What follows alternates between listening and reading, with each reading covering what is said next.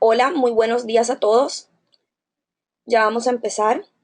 Eh, los saluda Daniela Huelvas, coordinadora editorial de la Fundación Gabriel García Márquez para el Nuevo Periodismo Iberoamericano.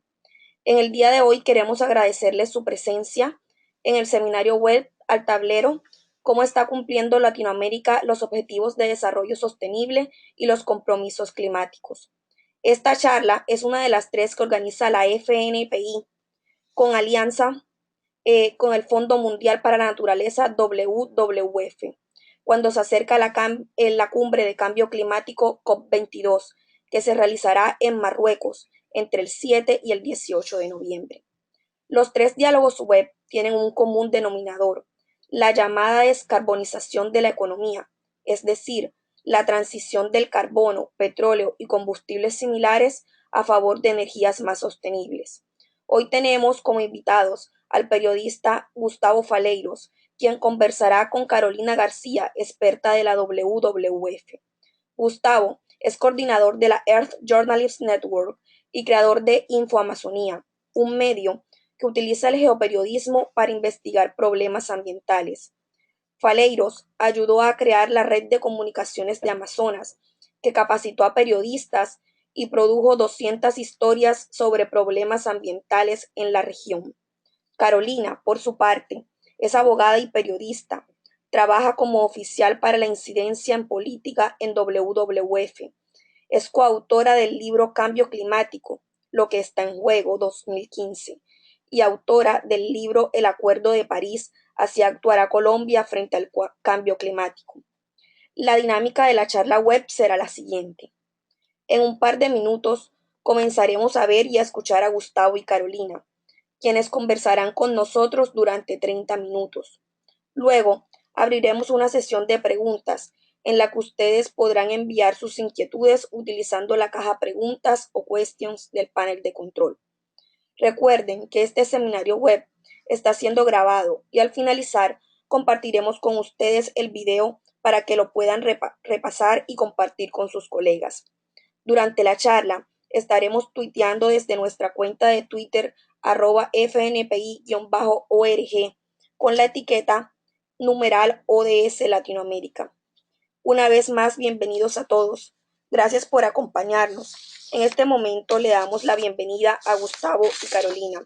Hola Gustavo, hola Carolina, muy buenos días y gracias por aceptar nuestra invitación. Gracias. Hola Daniela, Hola a muchas todos. gracias por la invitación. Bueno, Bueno, me alegro. entonces creo que voy a empezar con este diálogo. Vale, listo, empecemos. Bueno, buenos días a todos los que nos están acompañando desde todos los espacios de Latinoamérica. Este webinar que vamos a tener hoy es muy importante porque ya en una semana va a iniciar la COP22 de cambio climático en Marrakech. Y esta COP es muy especial porque en menos de un año entra en vigor el Acuerdo de París. O sea, el 4 de noviembre, ya en un par de días, va a entrar en vigor el Acuerdo de París, que es un acuerdo histórico para hacerle frente al cambio climático. El año pasado, todos los líderes del mundo, empresarios, comunidades, periodistas, mejor dicho, todos los actores se reunieron en París para adoptar un nuevo acuerdo global de cambio climático que fuera lo suficientemente ambicioso para encaminarnos hacia un escenario climático seguro. El acuerdo tiene una meta global que es que no aumente la temperatura global promedio más de 2 grados y hacer todo el mayor esfuerzo para que no superemos 1.5. Y digamos que lograr un consenso entre países tan diferentes, con posiciones globales tan diferentes, fue un gran reto. Y todo el mundo se sorprendió cuando en París pues finalmente se adopta el Acuerdo de París. Pues aún es más sorprendente que en menos de un año este acuerdo haya entrado en vigor, cuando en un principio se pensaba que más o menos entraría en vigor para 2020. Y acá yo les quiero mostrar un poco eh, cómo está el estado actual. Espero que ya puedan ver mi pantalla. Perfecto. De cómo está el estado actual de las ratificaciones del Acuerdo de París. El Acuerdo de París tenía dos condiciones para entrar en vigor. Una, que al menos 55 países la ratificaran y que esos 55 países al menos representaran 55% de las emisiones globales. Este doble umbral en aras de garantizar su mayor efectividad, porque de nada sirve que ratifiquen muchísimos países que de pronto no representan una porción significativa de las emisiones globales. Y entonces, si ustedes se meten a esta página de WRI, que se la recomiendo mucho, pueden ver el estado actual de cuántos países han ratificado, y cuando digo ratificado es que se vuelven parte, que el Acuerdo de París se vuelve obligatorio para ellos. Entonces, ¿cuántos lo han hecho? Actualmente hay 89 países que ya lo ratificaron, son todos los que están en azul, y pues acá en este mapa vemos cosas muy curiosas. Uno, y muy importante, es que China y Estados Unidos fueron de los primeros países en ratificar. Esto es clave, estamos hablando de los dos mayores emisores del mundo, y además dos países que históricamente en las negociaciones no se ponían de acuerdo, y de hecho una de las razones principales por las cuales Estados Unidos no ratifica el protocolo de Kioto en su tiempo es porque China en ese momento no tenía obligaciones eh, de reducir sus emisiones. Entonces, pues vemos una grande voluntad política de los dos mayores emisores, China y Estados Unidos, que lo ratifican de primeras. Y otra cosa sobre la cual quiero llamar la atención es Latinoamérica. Si ustedes ven, la mayoría de países de la región de Latinoamérica y el Caribe ya ratificaron el Acuerdo de París. En el caso de Colombia, que es mi país, nosotros estamos en proceso de ratificación. Actualmente esto está en el Congreso. Para que esto se lleve a cabo, se tiene que llevar a cabo 4 debates en el Congreso, revisión de la Corte, y después ya el país sí puede efectivamente depositar su instrumento de ratificación. Pero entonces lo que vemos acá es una enorme voluntad política de los países de implementar el Acuerdo de París y de que nos encaminemos a un mundo bajo en carbono. Pero el Acuerdo de París, digamos, no se enmarca en una coyuntura aislada. El Acuerdo de París hace parte de una coyuntura global que estamos viendo en este momento, y solamente quiero mencionar eh, unos cuantos hitos que hemos tenido. Para empezar, la Agenda de Desarrollo 2030 y sus 17 Objetivos de Desarrollo Sostenible, que se adoptó el año pasado. Esta es la nueva hoja de ruta de desarrollo que vamos a tener todos los países del mundo de aquí a 2030, y es una hoja de ruta muy ambiciosa, y quería mostrarles un poco la diferencia en lo que era antes. Antes teníamos los objetivos del milenio, que si bien ustedes lo recuerdan, empezaban en el 2000, digamos, acababan a 2015, y eran objetivos pues muy importantes que sin duda presentaron grandes avances en la reducción de la pobreza, en mejorar los niveles de saneamiento básico a nivel global y demás, y Gustavo ya les va a poder mostrar información más en concreto, pero que se quedaban cortos. Los objetivos de desarrollo sostenible realmente lo que buscan es un desarrollo integral, ya no tener un desarrollo por silos, donde tenemos el medio ambiente, por ejemplo, solamente en un objetivo, sino que los objetivos de desarrollo sostenible son transversales, tienen todos un componente social, todos un componente ambiental y todos un componente económico. Y esto es muy importante porque es una apuesta universal donde todos los países deciden que van a implementar esta agenda. Y esta agenda no es ajena al cambio climático. De hecho, el objetivo 13 es un objetivo pues específico sobre cambio climático, pero el cambio climático lo vemos absolutamente en todos los objetivos de la agenda de desarrollo, desde el objetivo 15 sobre la conservación de los bosques, por cosas tan simples como que el 11% de las emisiones globales provienen de la deforestación, y en el caso de América Latina y el Caribe esta cifra aumenta muchísimo por el tema de salud. Se calcula que si la temperatura promedio global sigue aumentando, las enfermedades transmitidas por vectores se van a aumentar, y así sucesivamente. Tenemos todo el tema de energías limpias y accesibles, que también tiene una relación enorme con el cambio climático, porque, digamos, una de las apuestas para lograr encaminarnos en ese desarrollo bajo en carbono es cambiar nuestra matriz eléctrica y empezar a abastecernos de energías renovables, esta transición energética que necesitamos tanto. El tema de ciudades es crucial porque la mayoría de emisiones provenientes de los combustibles fósiles están concentradas en las ciudades. Además, las ciudades también son vulnerables, los océanos que sufren todos los impactos por la acidificación. Mejor dicho, es una lista innumerable de razones por las cuales el cambio climático lo pueden ver metido en cada uno de estos objetivos. Entonces, lo que pues, quería decir es que El Acuerdo de París, digamos, uno de los grandes hitos en las negociaciones multilaterales, no se adoptó en una coyuntura aislada, sino que hace parte de esta coyuntura global.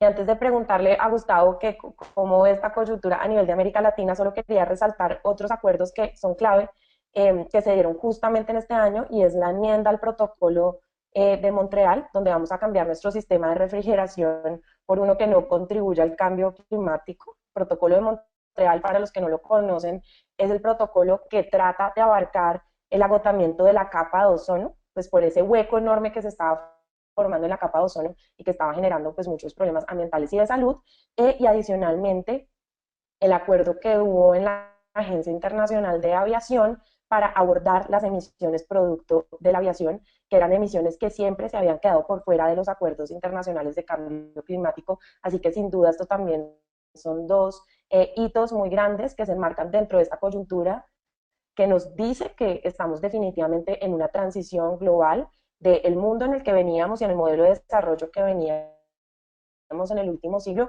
a un cambio de paradigma radical, donde el desarrollo ya no se puede ver de una forma que no tenga inherente la sostenibilidad. Entonces, no sé, Gustavo, si nos quieras contar un poco cómo ves esa perspectiva a nivel de América Latina y el Caribe. Gracias, Carolina. Hola a todos.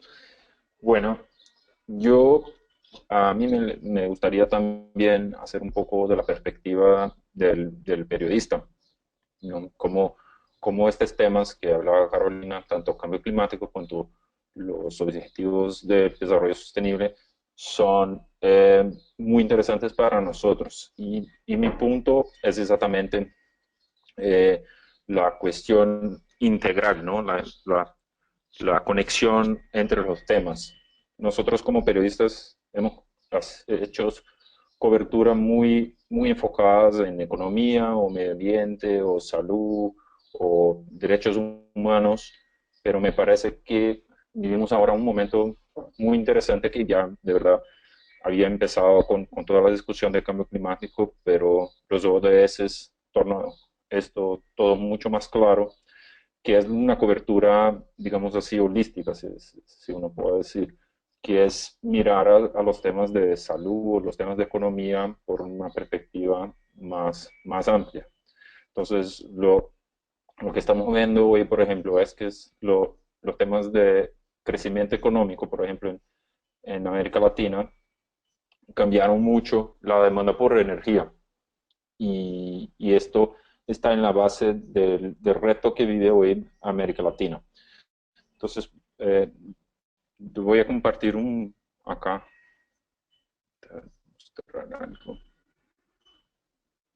No sé si pueden ver mi pantalla ya.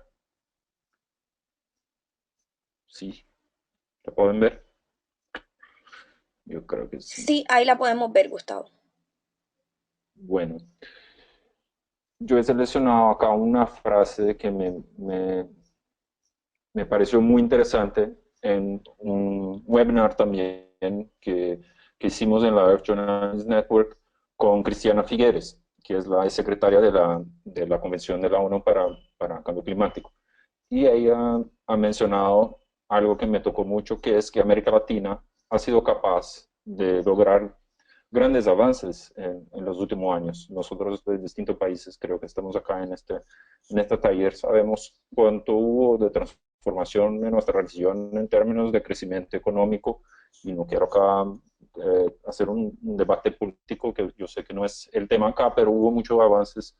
Los datos, los indicadores nos están mostrando que hubo una reducción muy grande en las tasas de pobreza, el acceso a agua, a bienes de consumo, ¿no? En América Latina de una manera general. En mi país, Brasil, esto fue muy claro en los últimos años. Pero eso fue posible, acá nos dijo Cristina, sin crear grandes transformaciones en términos de emisiones de carbono, porque en nuestro continente hay una disponibilidad de recursos naturales muy grande. Entonces, en Brasil, en Colombia y otros países, se generó mucha energía con la utilización de hidroeléctricas. Entonces, las emisiones son un poco más bajas. Hubo también crecimiento económico con la transformación de la tierra, ¿no? Con el crecimiento de la agricultura y de las commodities, hubo mucho crecimiento económico en nuestra región. Pero exactamente por eso esta región está en un momento clave. Hay un reto que es cómo generar más desarrollo económico, seguir en este camino, en ese sendero, sin crear más problemas ambientales. Entonces esto es lo que está pasando, porque lo que hubo es que América Latina hoy es el continente que tiene uno de los más grandes crecimientos de demanda por energía. Y esta energía al, va a causar más emisiones. Entonces hay temas de derechos humanos, por ejemplo, en construir más hidroeléctricas en el Amazonas, que es un tema que nosotros acá estamos mirando mucho en Brasil, cuando uno necesita de más energía, generando con grandes presas en el Amazonas, hay todos los temas indígenas y esto es un tema que al final está ahí en los ODS, ¿no? El derecho de los pueblos también está de alguna manera contemplado en esos ODS. Y la otra cosa es que parte de las inversiones también no están siendo hechas solamente en energías renovables, ¿no? Hay recién, les muestro acá, este reporte de la CEPAL, que se llama El cambio climático y la energía en América Latina, que es muy reciente, se ha publicado a fines del año pasado, donde el autor llega a la conclusión que este continente tiene mucha dificultad en cambiar para energías renovables, porque hay todo un tema de gobierno, de políticas que no hay incentivos, toda la estructura fiscal, tributaria de nuestro país tampoco ayuda la inversión en energías renovables. Entonces lo que está pasando en gran parte es que la tasa de crecimiento de emisiones en América Latina es más alta de lo que los países desarrollados. No, las emisiones totales no son más grandes, pero sí la tasa de crecimiento de América Latina es más alta. Y esto es un problema porque en largo plazo puede ser que no seamos más un continente limpio. Yo sigo acá mostrando otros indicadores para que puedan ver lo que estoy diciendo. Hay un sitio que es súper interesante del Banco Mundial, que es un panel de indicadores de los ODS. Yo he puesto ODMs acá, pero de los ODS. Que está acá el enlace, si quieren copiar, es datatopics.worldbank SDGs, que es Sustainable Development Goals. Pero miren ustedes lo que estaba exactamente diciendo. Yo voy a pasar un poco rápido por estas gráficas solo para que puedan cuadrar el argumento. Esta línea naranja es de América Latina.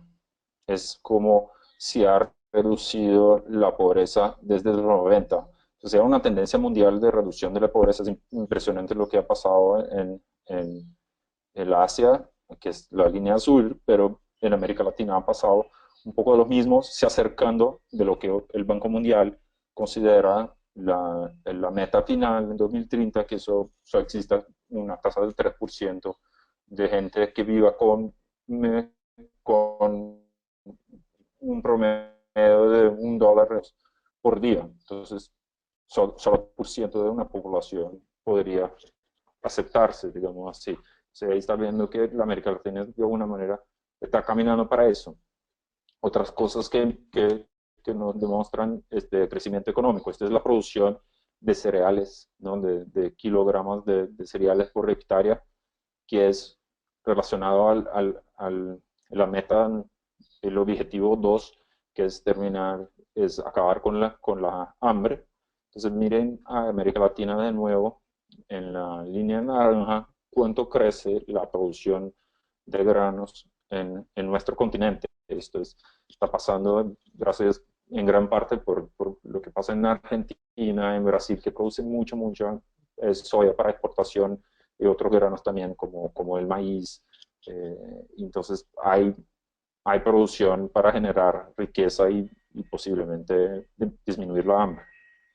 Otra cosa que es súper interesante en una perspectiva que nada tiene que ver con medio ambiente directamente, pero algo que yo de verdad no sabía, pero el objetivo número 5 de igualdad, igualdad de géneros, ahí se ve que América Latina es, de acuerdo con este indicador, es el continente que tiene más mujeres hoy representando en los parlamentos. Aún sabemos que no es mucho, pero miren que como la porcentaje está arriba del 25%, que es muy distinto a lo que pasa, por ejemplo, en lo Oriente Medio, en lo norte de África, que es esa línea verde al final. Entonces, hay avances, de verdad, hay avances. Otro señal de avance que está ahí en el objetivo 6 de asegurar acceso a agua y saneamiento, también está ahí América Latina en naranja creciendo. Pero como le decías, ahora empezando a decir un poco sobre los retos, es que todo eso, todo este avance social y económico ha generado una demanda de energía tremenda. Entonces, la demanda por energía en América Latina se aproxima de la demanda que existe en Europa. Ya como el acceso a la energía está arriba del 90% de la población. Y esto es un derecho que nadie lo va a tomar, ¿no? La energía es esencial para el estudio, para el desarrollo económico. Entonces, hay que mantener, incluso quizá crecer a 100% de acceso, y esto va a ser un reto para esta región. Y miren esto, este es quizás lo más fuerte de todos los indicadores que he mirado, el objetivo 11 de hacer las ciudades más inclusivas, más sostenibles, y América Latina es, de hecho, el continente que tiene la mayor porcentaje de población viviendo en ciudades hoy. Entonces, es un reto que todos nosotros que probablemente vivimos en una ciudad sabemos que es tremendo, ¿no? De garantizar transporte limpio, de también de moradía, no me acuerdo la palabra, pero de habitación sostenible, ¿no? Todo eso en las ciudades es un gran reto.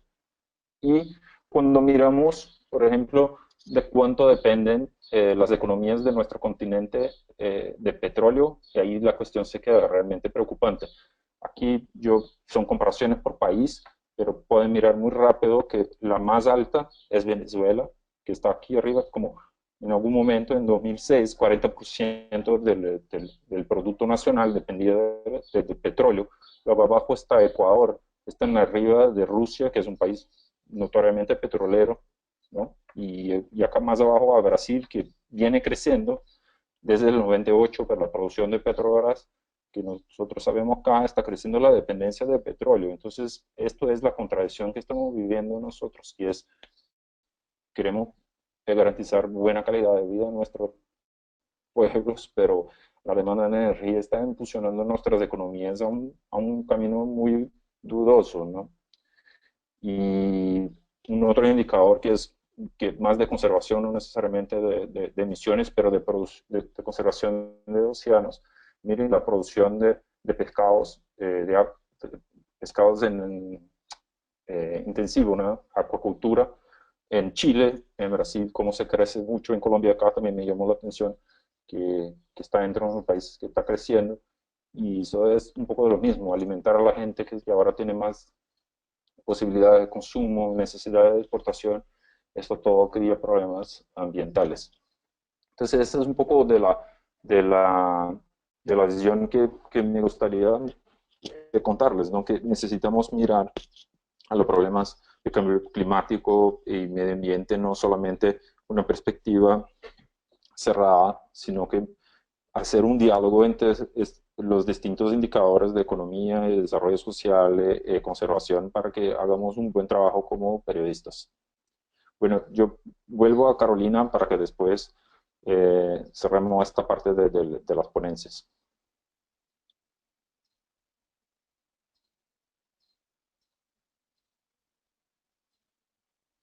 Bueno, muchas gracias, Gustavo. Quería mencionar un par de cosas sobre tus comentarios.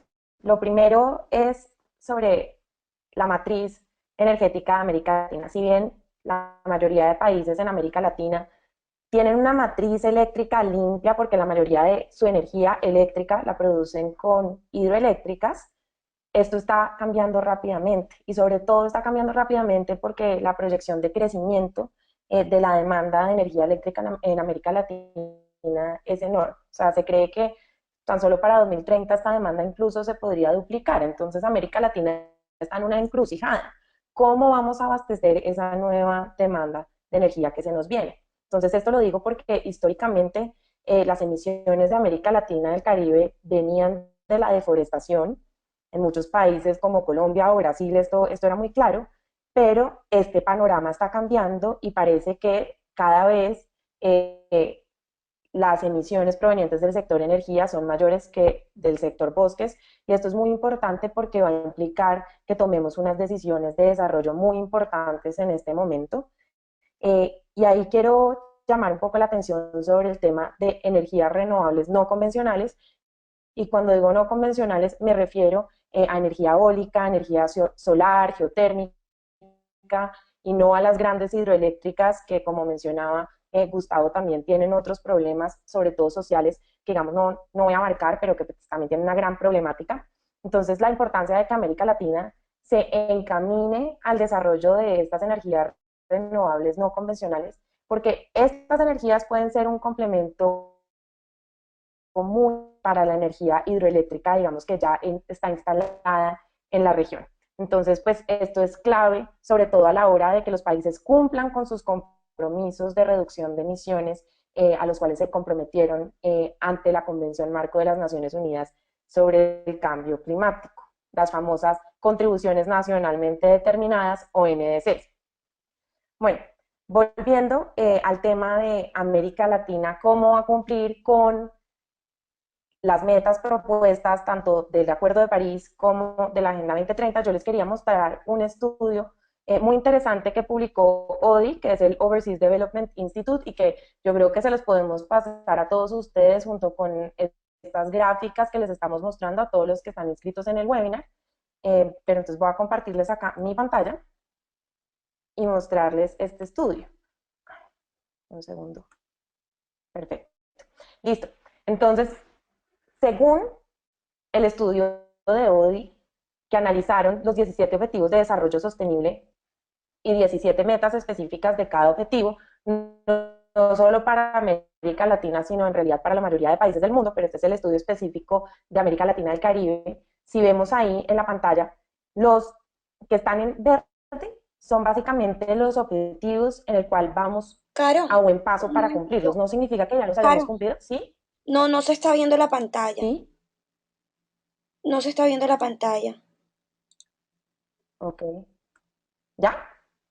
Ahora sí, ahora sí. Perfecto. Entonces ahora sí vuelvo a contarles. Entonces tenemos ahí la muestra de los 17 objetivos de desarrollo sostenible que ellos analizaron para la región de América Latina y el Caribe. Y si ustedes ven el informe también lo tienen individualizado por países, pero entonces ahí vemos que lo dividen en tres colores. Los verdes son los objetivos que estamos encaminados a cumplir. No quiere decir que lo hayamos cumplido, claramente erradicar la pobreza extrema no es algo que podamos decir que lo hemos cumplido en la mayoría de países de América Latina y el Caribe, pero sí es un objetivo para el cual se están tomando medidas muy concretas y que la tendencia muestra que hemos podido reducir la pobreza en el transcurso de los últimos años.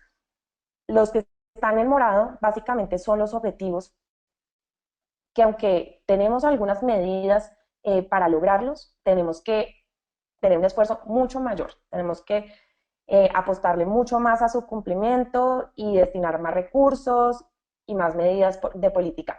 Y los que están en rojo son los que definitivamente tenemos que cambiar el rumbo, o sea, que tenemos que cambiar completamente la forma que lo estamos abarcando a nivel de política si queremos lograr con las metas específicas y con los indicadores de la agenda de desarrollo. Y acá tenemos también ya a un nivel más específico como una puntuación para cada uno de estos objetivos, donde A es la mejor puntuación en términos de cómo vamos en el proceso de cumplir la meta que a 2030, y F sería que vamos muy mal, y quiero llamar la atención sobre el tema de cambio climático. Cambio climático, nos rajamos definitivamente en esta evaluación de ODI para América Latina y el Caribe. Y ahí creo que América Latina todavía tiene que ser más ambicioso en la apuesta de desarrollo, en cómo va a cambiar su modelo de desarrollo para uno realmente visionario y uno que realmente necesitamos en este siglo si queremos mantenernos en un escenario climático seguro, si realmente queremos cumplir con esa meta global de no superar los 2 grados centígrados de aumento de la temperatura global promedio. Y ahí fue muy interesante lo que comentaba Gustavo, y es cómo nuestras economías, la mayor parte de ellas, dependen de los combustibles fósiles y que, claro, ahorita están sufriendo las consecuencias de déficit por la caída de los commodities y, digamos, en el caso de mi país, Colombia se ha visto muy afectada por este tema. Entonces también es cómo las economías realmente le van a apostar a un modelo de desarrollo diferente que no sea dependiente de los combustibles fósiles, sobre todo teniendo en cuenta que estamos viendo que a nivel global estamos en medio de una transición energética. Esto no quiere decir que no vamos a seguir utilizando petróleo en los próximos 10 años. Claro que no, esta transición energética pues toma su tiempo, pero está en curso y eso es algo que tenemos que prever. Y por ejemplo, para combustibles fósiles que ya hay un rechazo global contundente como es el tema del carbón. Colombia, en mi caso, por ejemplo, es uno de los mayores exportadores de carbón y lo que estamos viendo a nivel global es que la ventana del carbón se está cerrando, que ya cada vez es más difícil que una banca multilateral, por ejemplo, financie un proyecto de una termoeléctrica a base de carbón, por ejemplo, que ya hay fondos soberanos como el Fondo Soberano de Noruega, que es el fondo soberano más rico del mundo, que ya dijo no le apuesto al carbón por ningún motivo, que incluso hay un movimiento global de desinversión que le está diciendo no a estas fuentes de energía, y América Latina es muy dependiente. Entonces, ¿cuáles son esos cambios realmente estructurales que se van a hacer a nivel de nuestros países para cambiar el modelo de desarrollo y que realmente creemos las condiciones habilitantes para que podamos cumplir con todas las apuestas del Acuerdo de París y de la Agenda de Desarrollo 2030?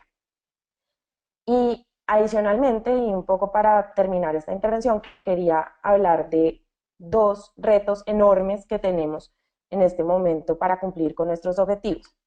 El primero es la brecha enorme que tenemos de datos.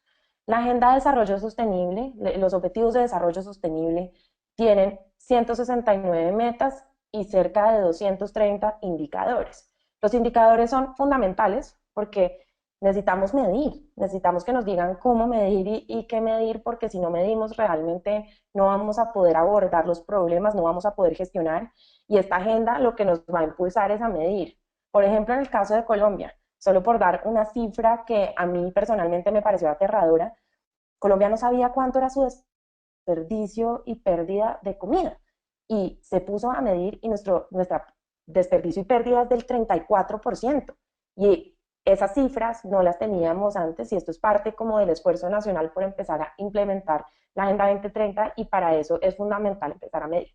Pero entonces tenemos 230 indicadores y una brecha de información enorme a nivel global. Claramente, esta brecha de información varía dependiendo de cada país. Solo piensen cuándo fue el último censo que tuvieron en sus países para saber qué tan actualizada está la información básica que ustedes tienen sobre su población. Entonces yo les quería mostrar un poco el diagnóstico sobre la disponibilidad de información. Esta infografía es de CPI, que es un think tank colombiano que trabaja mucho el tema de sus objetivos de desarrollo sostenible y especialmente el tema de los datos. Y si vemos bien, tenemos realmente información disponible para poder implementar y cumplir 50% de las metas e indicadores de los objetivos de desarrollo sostenible en Colombia. Y para casi 15% no tenemos datos, no tenemos metodologías existentes. Entonces esto va a ser un enorme esfuerzo, y por eso la revolución de datos es tan importante, lograr alianzas público-privadas también para tener formas innovadoras de recaudar esos datos. Y esto también se puede extrapolar al Acuerdo de París y a las metas, porque pues primero tenemos metas globales, ¿cierto? de todos los países del mundo y tenemos que buscar una metodología para, pues, para poder comparar cómo va el cumplimiento de esas metas globales de todos los países. Pero para el tema de mitigación es muy, pues, más sencillo, digamos que ya tenemos más experiencia de cómo hemos hecho esto, pero por ejemplo para el tema de adaptación, eso es algo que en este momento se está discutiendo, que todavía está en una fase incluso embrionaria de, bueno, ¿cómo vamos a medir la adaptación? ¿Cuáles son los indicadores para la adaptación? En el caso de Colombia, y pues hablo mucho de Colombia porque es sobre el país del que más tengo conocimiento, una de nuestras metas de adaptación, de nuestra contribución nacionalmente determinada, es precisamente entregar ese sistema nacional de indicadores para la adaptación. Entonces tenemos que desarrollar toda una suerte de indicadores y para poder realmente responder si cumplimos o no con el indicador necesitamos muchos datos que en algunos casos no tenemos. Solamente como para terminar este tema de los datos con una cifra espeluznante, realmente uno de cada 7 personas en el planeta, o sea, somos 7.000 millones, entonces estoy hablando de 1.000 millones, no tenemos ni idea prácticamente quiénes son. Son millones y millones de personas que realmente no sabemos eh, nada en concreto sobre ellos, pues por falta de información, sobre todo en el mundo en desarrollo, donde pues estos vacíos son mucho más notorios, y entonces, ¿cómo vamos a implementar la Agenda 2030 para todo este segmento de la población sobre el cual no tenemos datos? ¿Cómo logramos ese gran eslogan de la Agenda 2030 que es no se puede dejar a nadie atrás, nadie debe quedar atrás en la Agenda 2030, pero cómo lo logramos sin datos? Y este mismo obstáculo se puede extrapolar a cambio climático del Acuerdo de París. Y otro gran reto es el tema de financiamiento.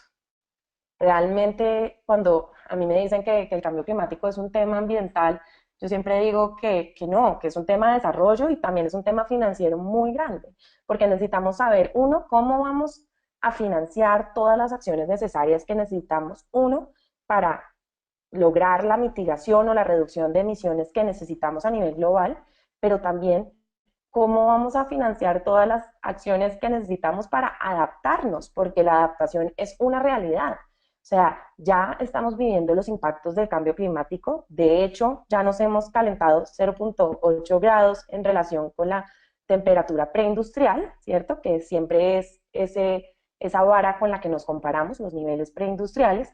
Entonces, ¿cómo vamos a financiar todos estos costos de la adaptación? E inclusive, ¿cómo vamos a financiar la Agenda 2030? Que eso es incluso un mayor cuestionamiento. Entonces, el Acuerdo de París incluyó el tema de financiamiento, lo cual es fundamental.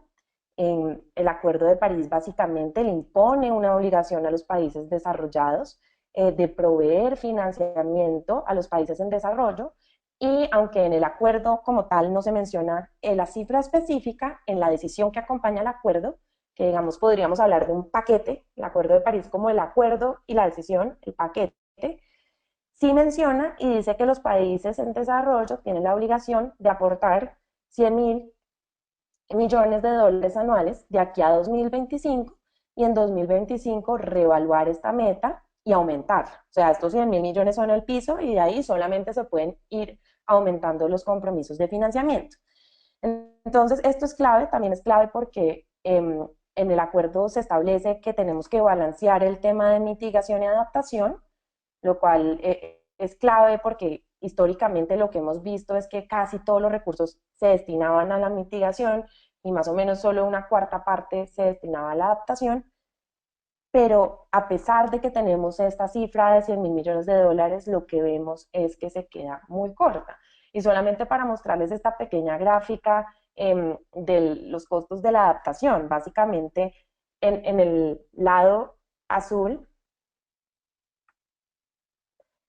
teníamos que para 2013 se estaban destinando a nivel global 26.000 millones de dólares, y que necesitábamos para 2050 básicamente aumentarlo casi un 400% si queríamos realmente satisfacer la demanda de financiamiento. Y pues todo esto también tiene muchos obstáculos de cómo uno le hace seguimiento y monitoreo al financiamiento, cómo se mide el financiamiento y demás, que sobre eso también se está trabajando, pero el tema de cómo vamos a financiar y si lo que estamos poniendo sobre la mesa realmente se equipara con nuestras necesidades es otro de los grandes obstáculos. Y para eso, pues solo quiero dejar una reflexión y es la necesidad de eliminar esas estructuras perversas, porque, por ejemplo, por un lado queremos financiar e invertir en energías renovables, pero seguimos dándole subsidios a los combustibles fósiles. Entonces es nuestra economía básicamente jalando hacia los dos lados y por eso es tan importante redirigir todos los flujos financieros hacia ese modelo de desarrollo que queremos construir para cumplir con el Acuerdo de París, pero también para cumplir con todos los objetivos de la Agenda 2030. Entonces, no sé si, Gustavo, ¿quieres comentar un poco sobre esto o si de pronto abrimos ya a preguntas para lo que queda del webinar y que todos ustedes puedan participar? Yo voy a hacer un comentario muy breve, incluso para incentivar el debate. Yo creo que de los puntos finales que ha hecho Carolina es muy importante la cuestión del monitoreo porque toca directamente a nosotros periodistas que hacemos el trabajo de mantener el, digamos así, el poder, los poderosos monitoreados, digamos así, ¿no? Las políticas. Yo decía que no iba a hablar de política, pero creo que hay mucho que hablar, sí, de política global. Y mirando de una perspectiva optimista, lo que se ha logrado, creo, con el Acuerdo de París y con los ODS es muy grande, porque es de verdad un acuerdo global, ¿sí? Y que tiene metas de largo plazo. Y esto para nosotros, para todos nosotros, no solamente los políticos, es un reto muy grande como contar una historia que básicamente va a se alargar por 50 años, que es, por ejemplo, la transición a las energías renovables o las metas de desarrollo sostenible para 2030. Entonces son historias muy largas y que necesitan, para que logremos alcanzar los objetivos de estos acuerdos, ¿no? Necesitamos indicadores, al final transparencia, porque el tema que está por detrás de todo eso, de finanzas, de desarrollo, es igualdad, ¿no? Esto es que siempre está por detrás de la política más dura de las conferencias. Entonces ustedes como periodistas van a estar en Marrakech o en cualquier otra conferencia, van a ver que la lucha está por igualdad. Y esto está muy fuerte en América Latina, de nuevo. Yo había dicho que no voy a hablar de política, pero ahora voy.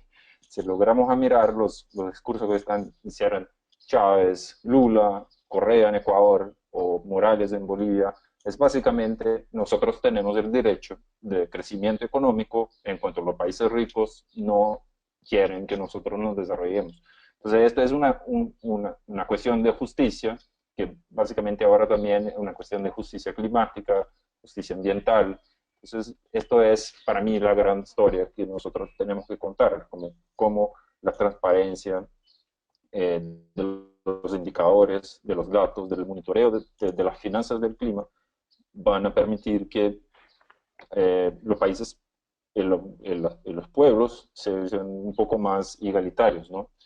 Y dejo acá para el debate un relato personal, que yo estuve en la cumbre de Río Más 20, donde se lanzaron los Objetivos de Desarrollo Sostenible, y como un ciudadano, creo, cuando salieron los resultados, yo me quedé un poco desapuntado porque yo pensaba que iban a sacar como metas muy inmediatas, que en 10 años iban a hacer cosas como me quedó la impresión que la ONU estaba solo creando más burocracia, más encuentros, más negociaciones, pero hoy veo, por la perspectiva que decía exactamente Carolina, que es una forma muy inteligente de crear una visión global de los indicadores de desarrollo, de conservación, de mitigación de cambio climático. Entonces, yo pienso que por ahí como comunicadores, periodistas, nosotros tenemos mucho que hacer, ¿no? Mirar a los indicadores,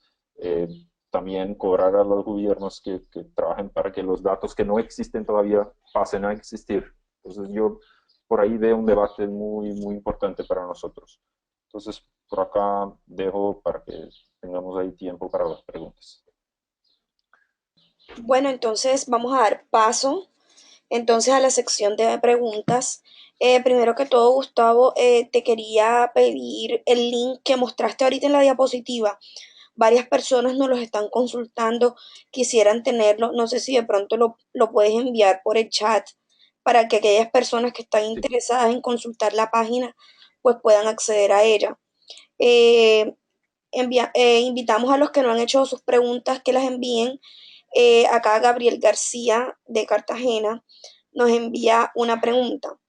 Desde el papel del periodista, ¿cómo cubrir las labores que deben hacer los países para cumplir con los objetivos de desarrollo sostenible cuando todavía los gobiernos no tienen claro cómo proceder en algunos puntos y cuando todavía las políticas están muy ceñidas a intereses de las multinacionales económicas que son las mayores contaminantes? Esa es la pregunta, no sé si la repito o si la entendieron. sí, yo puedo empezar acá abajo, envío el enlace seguido a los organizadores que compartan con los participantes O, el, el enlace. Pero para la cuestión, se oviven a Gabriel que pregunta cómo hacer eso en un momento que los gobiernos tienen tantos conflictos de interés, digamos así, o nuestras sociedades. Yo creo que se puede hacer coberturas con distintas, digamos, resoluciones, con distintas miradas. Obviamente es muy importante tener una visión global de un país o una región que digas, no sé cuántas personas están sufriendo con eso, cuántas personas tienen acceso a energía o agua. Y estos indicadores uno puede encontrar quizás en su gobierno, pero si no encuentran, yo recomiendo que miren a distintas fuentes que existen como la CEPAL o la ONU, o los programas distintos de la ONU, como el programa de medio ambiente, el PNUMA, el programa de desarrollo del PNUD, todos tienen una par de estudios. El Banco Mundial, como he compartido, tiene ahí sus secciones de datos abiertos también que pueden ser muy útiles. Pero ni todos son datos, yo sé. Entonces, por eso estoy diciendo un poco de distintas resoluciones. Nosotros periodistas tenemos la ventaja que podemos hacer un poco de periodismo de escala uno para uno, sino que es hacer la entrevista, salir en campo e intentar crear un contexto real para los problemas que están muchas veces en las hojas de cálculo, digamos así. Entonces, yo creo que es sí, una mezcla, un balance de datos oficiales, datos de la sociedad civil, de las ONGs, con nuestro trabajo periodístico de hacer entrevistas, buscar fuentes, puede quizás mostrar un vistazo del problema. No sé si ayuda a esta visión de cómo hacer un poco de este trabajo. ok. Bueno, nos envían otra pregunta. Está María Fernanda Gómez. ¿Cómo enviar un mensaje que genere acciones sin caer en el discurso apocalíptico? Claro Yo que creo es. que sí, sí, sí, sí. Yo creo que esa es una muy buena pregunta, sobre todo para, pues, para los periodistas, porque ustedes tienen ese rol de informar, de conectar a la gente común y corriente sobre estos temas que a veces también parecen tan ajenos y de un mundillo allá donde burocráticos se reúnen a negociar. O sea, son los periodistas los que muchas veces logran conectar a las personas con estas negociaciones internacionales o con estas apuestas globales de desarrollo. Pero ¿cómo comunicarlo? Claramente es la gran pregunta y cómo no caer en un discurso apocalíptico donde todo el mundo diga apague y vámonos, esto definitivamente no se puede solucionar, entonces pues mejor sigo mi vida como tal o lo rechazo porque no quiero oír más historias tristes. Entonces creo que es lograr un balance, dar herramientas de solución a las personas es muy importante, contar historias de éxito que impulsen a la acción, esto es fundamental. Hay muchísimas historias para contar donde se están aliando todos los sectores y todos los actores, por ejemplo, en la lucha frente al cambio climático. Si ustedes ven en la COP21, más de 11.000 iniciativas se forjaron para hacerle frente al cambio climático. Y ahí tenemos acciones desde energías renovables hasta alianzas empresariales, como las comunidades también están llevando a cabo acciones. Entonces, solamente ahí había 11.000 grandes historias que contar, que claramente cada uno tiene el reto de ver cómo es la mejor forma. Entonces, creo que es, por un lado, balancear entre el discurso apocalíptico, pero sin dejar de ser precisos y sin dejar de informar, porque si estamos en una situación de urgencia, entonces es lograr el balance entre un llamado a la urgencia con un toque de esperanza para que la gente no se decepcione terriblemente y crea que esto no tiene salida, sino ese balance y lograr pues encaminarnos a la acción. Yo creería que es muy difícil porque uno muchas veces cae en el discurso apocalíptico y es muy difícil a veces no caer en él, pero es importante ese balance entre lograr transmitir la urgencia, pero también con esa visión de esperanza y positivismo, porque lo que yo creo firmemente, por ejemplo, es que aún estamos a tiempo de lograr el cambio que necesitamos. O sea, estamos en el momento preciso y yo sé que esto lo dicen mucho y yo me he cansado de decirlo porque ya parezco pues muy cliché, pero a mí me parece que es una frase totalmente cierta y es la que dijo Obama, y es que nosotros somos la primera generación que sufre los efectos del cambio climático, que los empezó a ver y sentir fuertemente, y al mismo tiempo somos la última que tiene la capacidad de revertirlo. Entonces, esto sí es un mensaje de urgencia, pero toca mostrar esos casos exitosos y esperanzadores para que la gente se dé cuenta que aún estamos a tiempo de lograr los cambios que necesitamos. No sé si Gustavo querrá apuntar algo más o ya.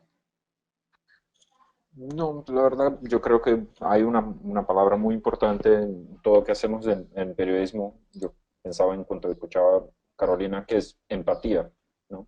Esto está por detrás de reconocer una lideranza, un liderazgo, como dijo Carolina en Obama cuando está diciendo eso, o comprender el drama de una persona que está sufriendo los efectos del cambio climático. Entonces es un poco de una técnica que algunas veces uno puede abusar en las narrativas dramáticas, pero es la pura verdad de cómo funciona el periodismo. Hay que hacer que la gente entienda la perspectiva humana de un otro humano para cambiar su visión. Esto es un poco de acción, no quiero decir que no deba haber también la comunicación direccionada a los políticos y la gente que va a tomar las decisiones, pero a cambiar la mentalidad de la gente que es grande, ¿no? Si tú vas a tomar una decisión de comprar un carro o no, es una decisión grande y una distinta resolución. Y este tipo de cosas muchas veces se puede mudar con una buena historia de una persona que tú puedes reconocerse en ella, ¿no? Como una persona que está sufriendo por los impactos del clima o una persona que ha logrado una solución que tú también se ve capaz de lograr. Entonces, empatía es una palabra importante, cada vez más importante para nosotros. Bueno, por acá nos envía una pregunta desde Lima, Alberto Níquem. Nos dice, ¿qué garantía tenemos los latinoamericanos de que nuestros gobiernos cumplirán con sus ofrecimientos para combatir el cambio climático? ¿Qué podemos hacer los periodistas para incentivar a la sociedad civil en este tema? Yo creo que con esta Bueno, pregunta ya estaríamos casi cerrando el debate dependiendo de cuánto nos demoremos. Entonces, bueno, les dejo allí la inquietud. Bueno, esa pregunta es muy importante, además es muy frecuente que queramos saber, bueno, si este acuerdo es obligatorio, entonces, ¿qué pasa cuando yo no cumplo? ¿Cuál es la respuesta a la pregunta ¿qué pasa si no cumplo? Y ahí pues lo primero que quiero decir es que el Acuerdo de París sí tiene y contempla un mecanismo de cumplimiento.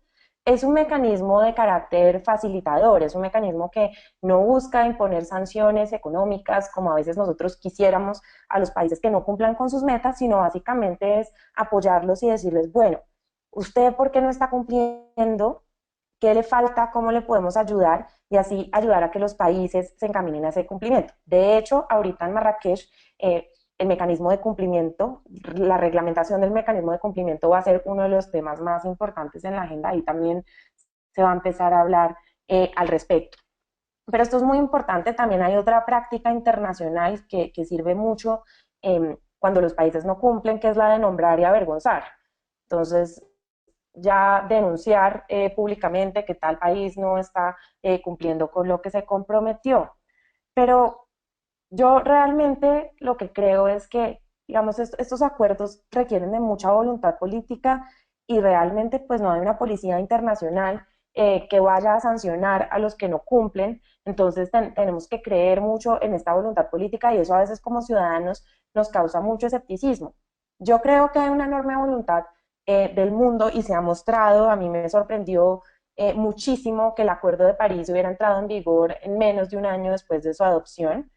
Pero claro, hay confianza, o sea, aparte de un principio de confianza de que los países van a cumplir con lo que se comprometieron y realmente pues no tenemos una garantía de que esto va a ser así. Entonces ahí sí creo que los ciudadanos y los medios de comunicación juegan un rol fundamental porque son los que pueden hacer seguimiento y exigirle a sus gobiernos que cumplan con sus compromisos. Y también los medios de comunicación tienen ese rol de garantizar esa transparencia, de poder hacer seguimiento y informarle a los ciudadanos en qué va su país respecto a esos compromisos en específico.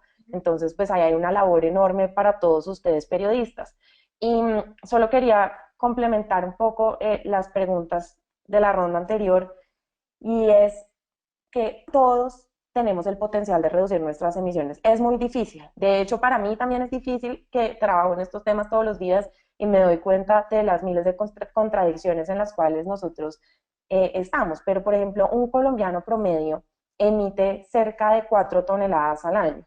¿Qué tal si todos nos comprometiéramos también a reducir ese 20% de nuestras toneladas? O sea, ese 20% de las 4 toneladas que emitimos los colombianos promedios al año, pues seguramente estaríamos impulsando y ayudando al país a cumplir con su meta de reducir el 20% de las emisiones y esto aplicable a todos los países de América Latina y del Caribe. Y los periodistas, por ejemplo, tienen una labor muy grande de informar a la gente cómo pueden cumplir con esta meta, digamos, individual de reducción de emisiones también.